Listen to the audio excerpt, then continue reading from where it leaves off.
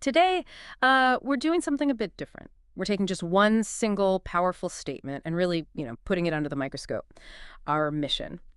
To unpack the profound simplicity behind a few words from this source, motivationalposter1.pdf, and figure out what makes them resonate so much. Okay, so here's the statement. Believe you can take one at night, and you're halfway there. Just let that sink in for a moment. What's your first reaction? Because it sounds so direct, doesn't it? Almost too simple, maybe. But what if there's way more to it than just a catchy phrase? Yeah, it's fascinating, isn't it? How something so concise can feel so weighty. It's not some dense academic text, but it points to something really fundamental. Basically, it's saying that the act of believing itself, well, that's a huge step, maybe the biggest first step you take. It suggests your internal state, your conviction, already counts for like half the journey. But, I mean, how does just believing get you halfway? That's exactly what I'm wrestling with. I mean, think about someone facing a really huge challenge. They feel overwhelmed, maybe even a bit cynical. How does simply believing they can do it actually translate to being halfway? Isn't that just, I don't know, wishful thinking without any action? That's a really important point. And it's not about wishful thinking in a passive sense. It's actually closely tied to a psychological idea called self-efficacy, which is basically your belief in your own ability to succeed at something specific. When you genuinely develop that belief, it does more than just make you feel optimistic. It changes how your brain works on the problem. Think about your brain's reticular activating system, the RAS. It kind of primes you. Primes you. Well, it acts like a filter, or maybe like a mental radar. When you truly believe something's possible, your RAS starts highlighting things, opportunities, resources, potential solutions that you might have completely tuned out before. It literally helps you see the path. And that's the halfway point, in a sense. You've activated your internal engine, cut through some of that procrastination that doubt causes. It's the commitment before the action. Okay, I see. So it's not fuzzy. It's like flipping a switch internally that changes your focus. Can you maybe give an example? Like, where has this principle shown up historically? Maybe in surprising ways. Oh, absolutely. I mean, think about almost any major innovation or difficult achievement.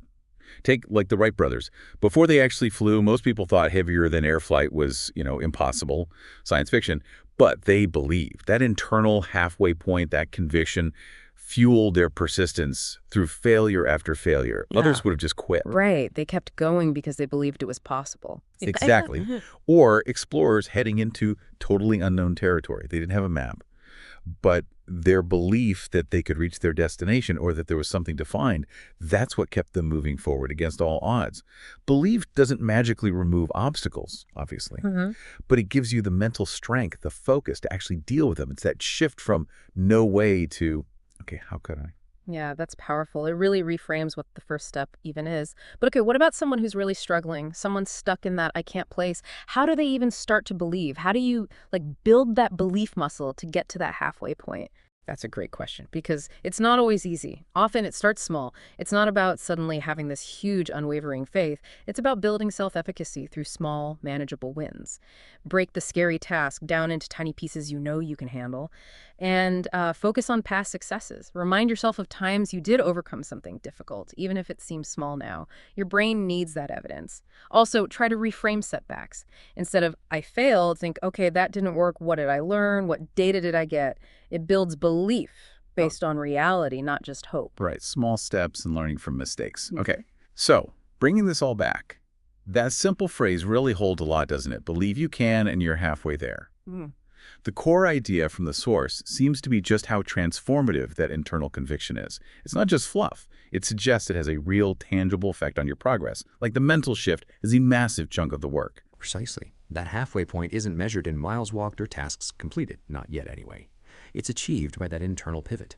It's about conquering the internal barrier of doubt first. That ignites everything else. So maybe think about how this applies in your own life.